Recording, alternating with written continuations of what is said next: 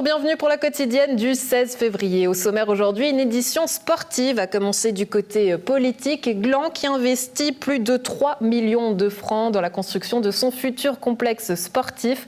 Les explications du municipal en charge des sports, Gilles Davoine. En sport, Alan Roura a bouclé son deuxième Vendée Globe, arrivé à la 17e place après 95 jours en mer. Alexandre Caporal le reçoit en plateau.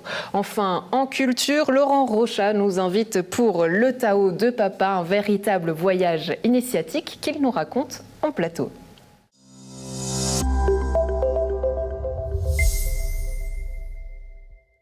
Le centre sportif d'Ambord revu et agrandi, c'est le souhait de la municipalité glandoise qui rêve d'agrandir son complexe sportif et d'installer 7 nouvelles activités. Tendance au programme paddle tennis, tegball ou encore cyclo-cross. L'exécutif veut satisfaire le plus grand nombre en investissant plus de 3 millions de francs. Les explications du municipal Gilles Davoine. Alors c'est un très beau projet, très vaste sur le site d'Ambord, où l'idée est vraiment de pouvoir proposer du sport pour tous. C'est déjà un peu le cas, mais encore plus. Et puis d'être assez innovant avec des sports assez récents comme le paddle tennis. L'idée étant que jusqu'à présent, il y a eu pas mal de choses pour le football, de terrains synthétiques dans les 5-6 dernières années. Pour le tennis aussi, qui s'est bien agrandi, la halle s'est agrandie. Là, l'idée, c'était de faire autre chose et puis de proposer beaucoup de sports pour tous. Donc là, il y aura 2 corps de paddle tennis. Il y a le pump track aussi. Les jeunes savent de quoi je parle. Pas tout le monde aussi. C'est une piste avec des bosses, des virages. Ça sera une grande piste extérieure qui sera vraiment ouverte à tout le monde. Et là, on peut faire du skate, du patin, du roller, de la trottinette, du vélo sur ce genre de piste. Il y a le street workout.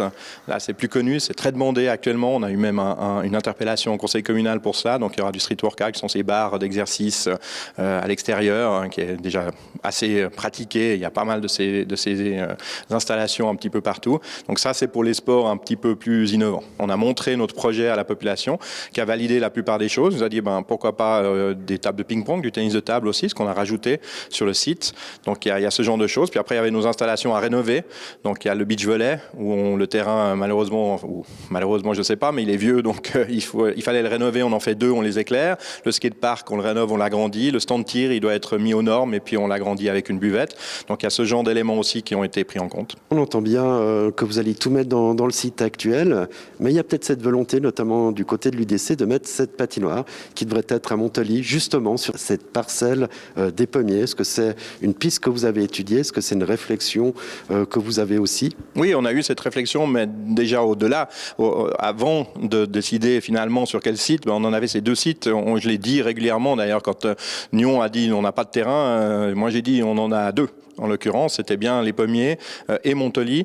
Montely, ça permet d'aller beaucoup plus vite. Ça permet de s'assurer qu'on la construit rapidement avec des études qui ont déjà été faites parce qu'il devait y avoir la piscine à cet endroit-là. Ce qui ne veut d'ailleurs pas dire qu'on va renoncer à la piscine par la suite. Et puis, c'est surtout un problème d'accès. L'accès, il est très compliqué avec la route pour l'instant qui va au centre sportif. Si on rajoute une patinoire avec tous les mouvements de véhicules que ça implique, eh bien là, on a un vrai problème déjà aujourd'hui. Si vous allez chercher votre enfant qui termine le foot ou le tennis, c'est compliqué parce que ça croise pas. Donc rajouter ça pour l'instant, c'est que ça serait délicat. Et puis donc on préfère effectivement avoir des projets à un petit peu plus long terme, le temps de réfléchir aussi à cet accès qui pourrait se faire avec un sens unique et puis on remonterait par le chemin des Salettes pour ressortir par exemple. C'est un crédit d'investissement de 2 955 000 francs. C'est vrai que ça comprend aussi des luminaires. On remplace les luminaires des terrains de foot par de la LED.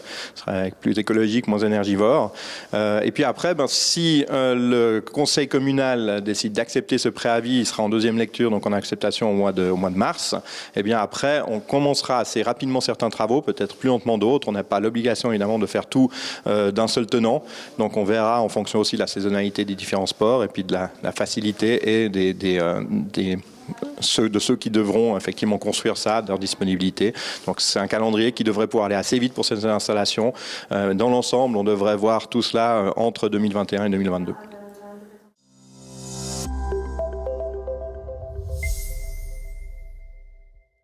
Ça y est, il l'a fait. Il a enfin posé pied à terre au Sable d'Olonne. C'était jeudi soir. Après 95 jours passés en mer en solitaire à bord de la Fabrique, le skipper genevois Alan Roura a bouclé son 2e Vendée Globe. Il est de retour en Suisse et il est aujourd'hui sur le plateau d'NRTV pour nous raconter son périple. Bonjour Alan. Bonjour.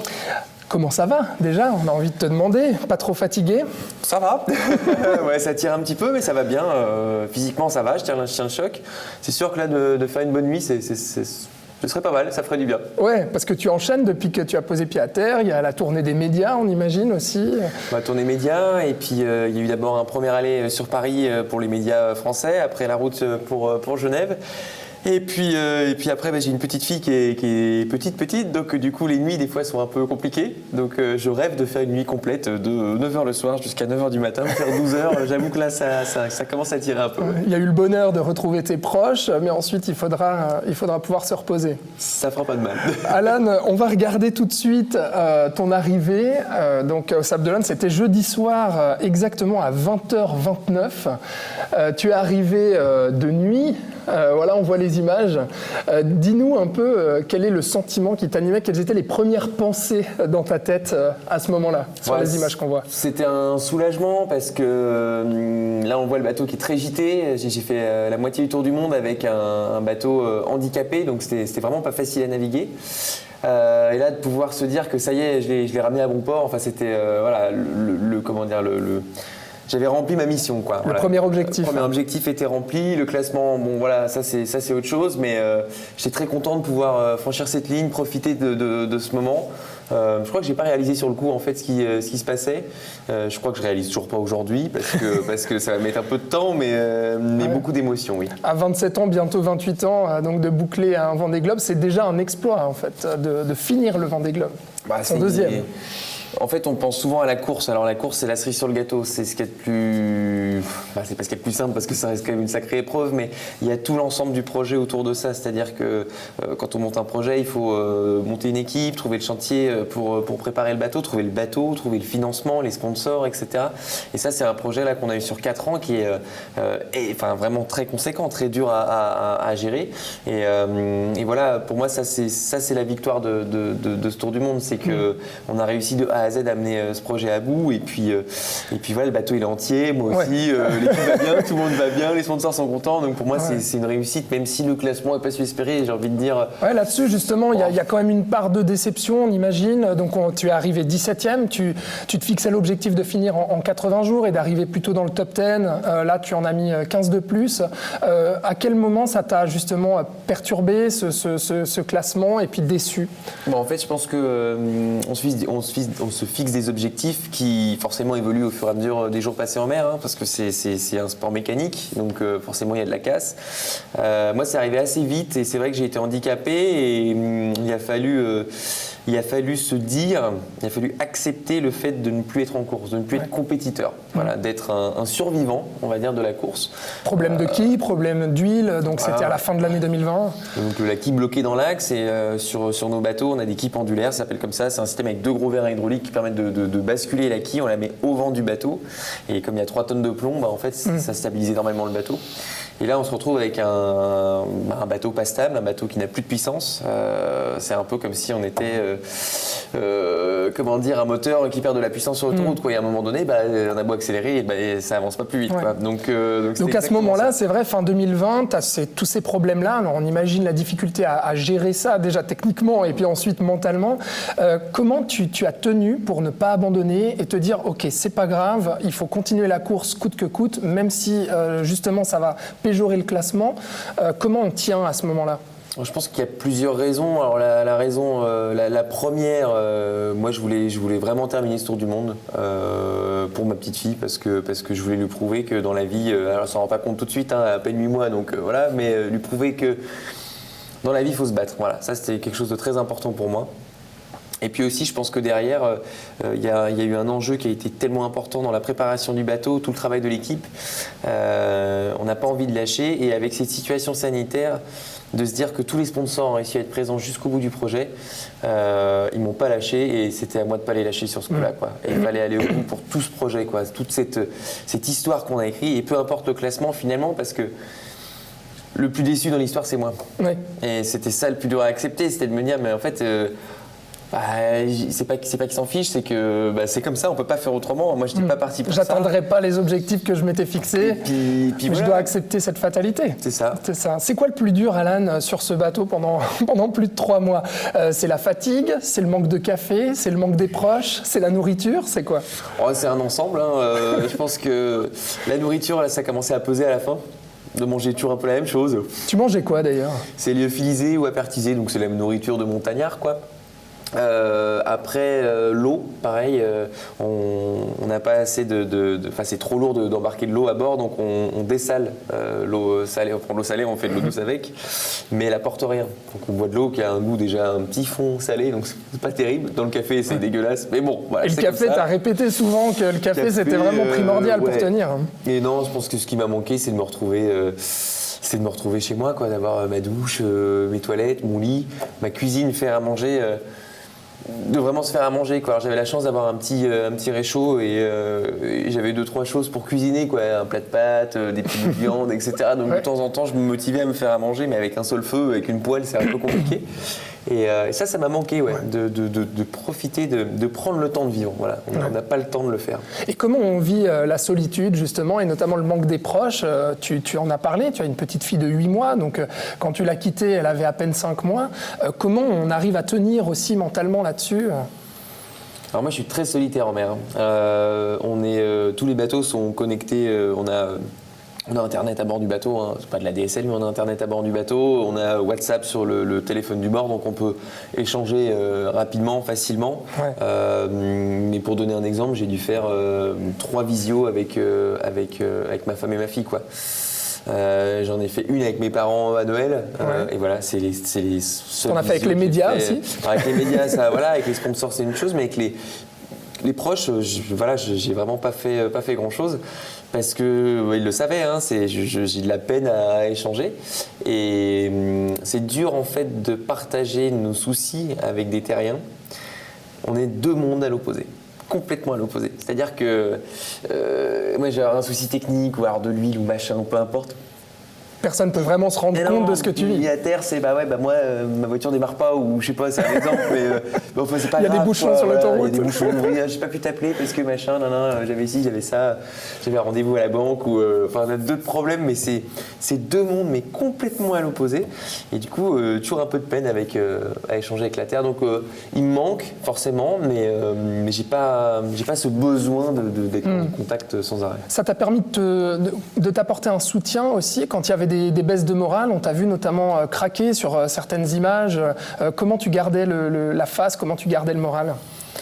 Alors, j'ai une super équipe, clairement, qui m'a pas mal boosté dans les moments de faiblesse, parce que c'est vrai que je me remettais vachement en question, de me dire mais en fait je suis pas bon, quoi. Enfin, il y a un truc qui matche pas, c'est pas normal, quoi. Ok, j'ai des avaries, mais mince, quoi. Je mérite pas ça, quoi. Ouais, j'ai bossé pendant 4 ans et puis là... j'ai tout donné, et je donne tout encore, et pourquoi moi, quoi. Et les gars ont été, les gars et les filles, hein, enfin, dans l'ensemble de l'équipe, ils ont été juste incroyables avec ça, de me booster, et je me rends compte maintenant avec du recul, je me rendais pas forcément compte sur le bateau, mais ça a été un énorme plus. Que j'avais pas en 2016, parce que j'avais pas les moyens de communication qu'on a aujourd'hui, ça a tellement évolué, c'est hallucinant. Ouais, donc quelque part vous êtes un peu moins seuls, les marins du Vendée Globe, qu'il y a quelques années, quoi. Oui et non, enfin, on est quand même tout seul, voilà, on vit quand même tout seul dans notre espèce de cave là, de 3 mètres carrés là, avec... Quand il faut mettre les mains dans l'huile, on est tout seul, quoi. Voilà, et puis le bateau, ça pue, c'est humide, il y a rien pour... Enfin, il n'y a pas de chauffage, il n'y a rien, c'est une cave, quoi. C'est quoi, rapidement, si tu pouvais nous résumer une journée type, en fait, d'un marin en Vendée Globe? Qu'est-ce que tu faisais? Tu te levais le matin? On se lève pas... Enfin, il y a le réveil de la dernière sieste, on va dire ça. Ouais. En fait, on dort... c'est des petites tranches, quoi. Ça fait... alors, dans le sud, dans tout le Grand Sud, on dort un peu plus. C'est des tranches de 1 heure, par exemple. Il n'y a pas de bateau autour, on est tranquille. Dans l'Atlantique, c'est plus compliqué parce qu'il y a beaucoup de trafic maritime, donc on espace beaucoup plus les tranches de sommeil, elles sont très courtes. Donc on enchaîne les siestes sur les 24 heures, donc ça prend déjà un certain temps. En moyenne, là, j'ai dormi un peu plus que sur le premier Vendée, j'ai dû faire 6 heures par 24 heures de sommeil en cumulé. Après, il y a la gestion du bateau, donc il va y avoir le réglage du bateau, le réglage du pilote automatique. Donc ça prend un temps monstrueux, changement de voile, etc. Après, il y a l'entretien du bateau. On va dire que sur une journée type, allez, si on commence par la dernière sieste, donc je vais me lever de ma dernière sieste, on va dire que je vais avoir dormi 45 minutes, je vais me lever, je vais me faire un café. Tu vas écouter de la musique? Je vais me mettre, une petite musique pendant que l'eau du café chauffe. Je vais aller télécharger le dernier fichier météo. Ouais. Je vais boire mon café tranquillement.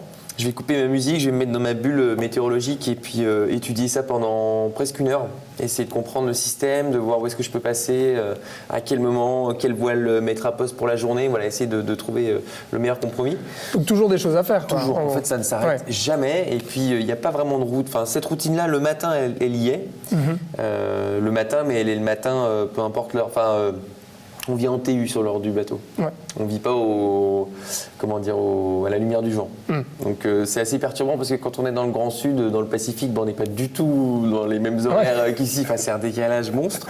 Et puis après, se nourrir, prendre soin de soi, très important, de prendre le temps de se raser. De se laver, de se raser, c'est important, quoi. Et puis prendre soin du bateau. Désinfecter, laver l'intérieur, essayer de le sécher un maximum. Et puis voilà, c'est un enchaînement qui fait que les journées sont bien remplies. C'était la dernière fois donc, que tu naviguais à bord de la Fabrique. Maintenant, tu vas tourner une page. C'est quoi les prochains objectifs? Le prochain Vendée Globe dans 4 ans? Est-ce qu'il y en a d'autres entre-temps? C'est l'idée. L'idée, c'est de repartir. Je me pose beaucoup de questions sur mes envies, sur qu'est-ce que je lance comme projet. Dans ma tête, là, c'est sûr que la priorité, c'est de repartir sur l'eau avec un IMOCA, parce que voilà, c'est l'idée de repartir sur le Vendée Globe. Je prends aussi un peu de temps parce que j'ai pas envie de prendre des décisions trop rapidement. Je dis ça maintenant, mais j'ai des rendez-vous pour la suite déjà là. J'enchaîne à fond parce que ça ne s'arrêtera jamais. Mais en fait, j'aimerais retourner en course avec le budget, avec la situation pour jouer aux avant-postes. C'est ce que j'aimerais aujourd'hui. C'est des gros budgets, donc il faut relancer la machine. Notre contrat avec la Fabrique se termine cette année, donc on relance la machine pour la suite. Mais c'était prévu depuis longtemps.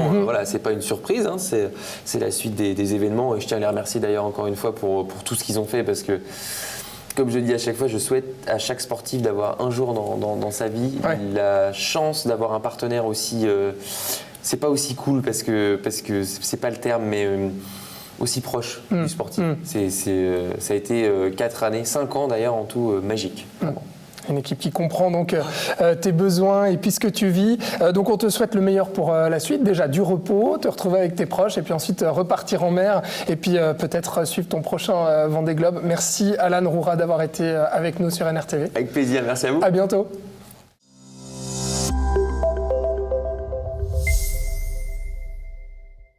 Laurent Rochat nous présente le Tao de Papa, un véritable carnet de voyage initiatique que le musicien et professeur de tai chi nous présente aujourd'hui en plateau. Laurent, bonjour.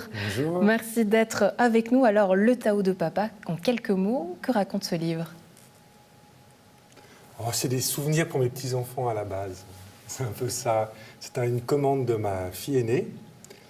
Et puis, en l'écrivant, elle a réussi à me convaincre que ça pouvait intéresser, que ça intéresserait à tous les coups beaucoup de monde et qu'il ne fallait pas que je garde ça pour moi. Et donc, j'en ai changé un peu l'écriture pour trouver un rythme plus romanesque, en faisant des concessions aussi un petit peu. Et puis, pour finir, c'est devenu un livre, voilà. Ouais, vous êtes un passionné de musique, donc on peut se poser la question, pourquoi avoir choisi de raconter cette histoire, non pas en musique, mais de manière écrite?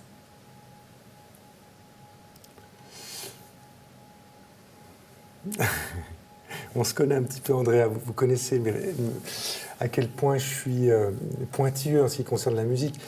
La musique, c'est une activité, en tout cas la musique que moi je pratique, qui est essentiellement occidentale. C'est-à-dire c'est vraiment l'expression d'une culture, c'est l'expression de toute une histoire. J'ai foi en la musique occidentale, mais elle ne raconte absolument pas la même histoire que ce qu'il y a là-dedans.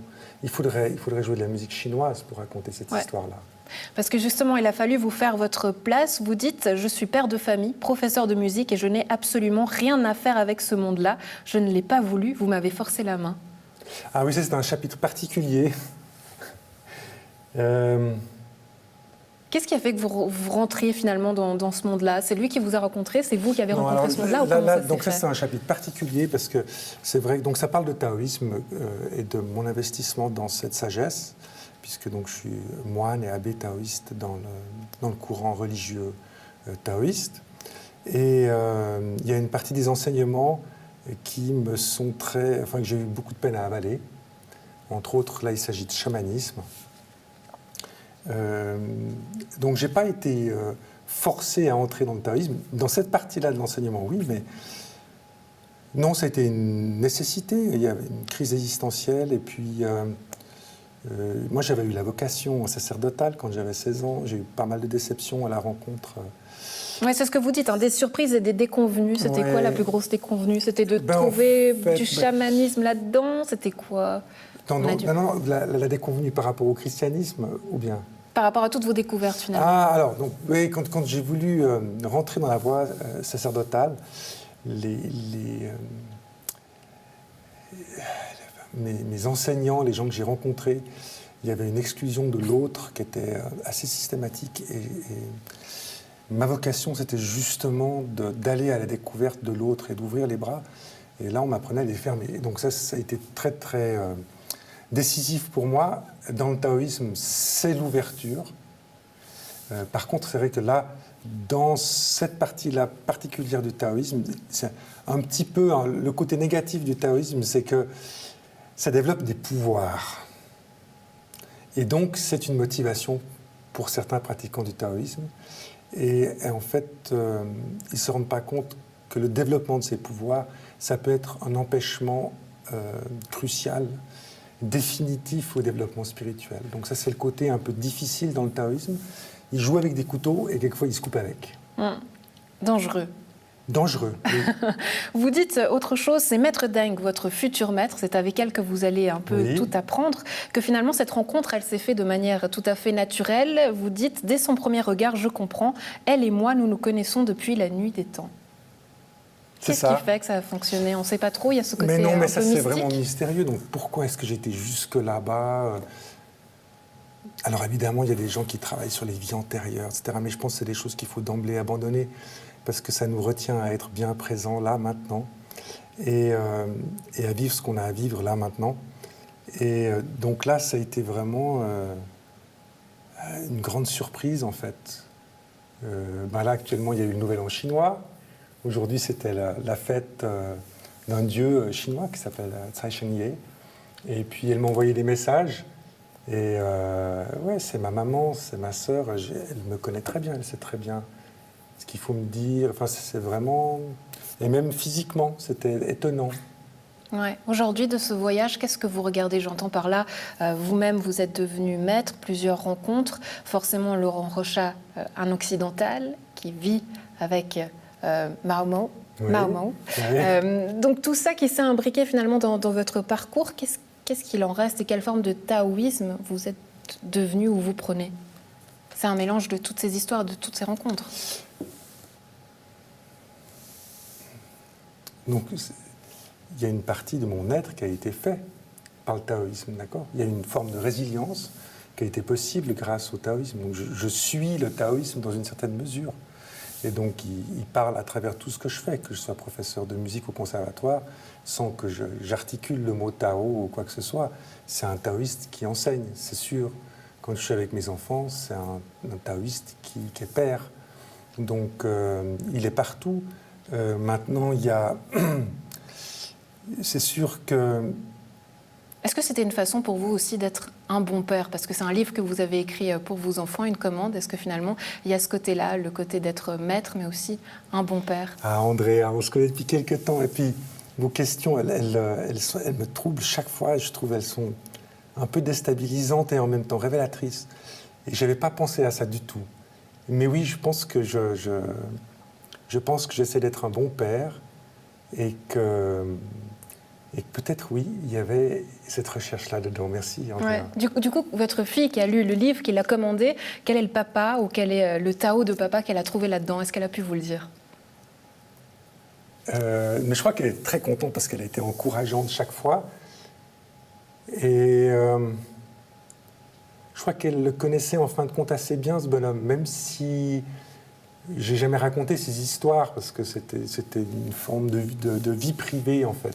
C'était un laboratoire, et puis je leur présentais ce que j'avais trouvé dans le laboratoire, mais je ne leur présentais pas ce qui se passait dans le laboratoire. Voilà. Eh bien, le Tao de Papa à la maison, vous pouvez le découvrir. C'est aux éditions Percé. Laurent Rochat, merci beaucoup d'avoir été avec nous. Merci Andrea.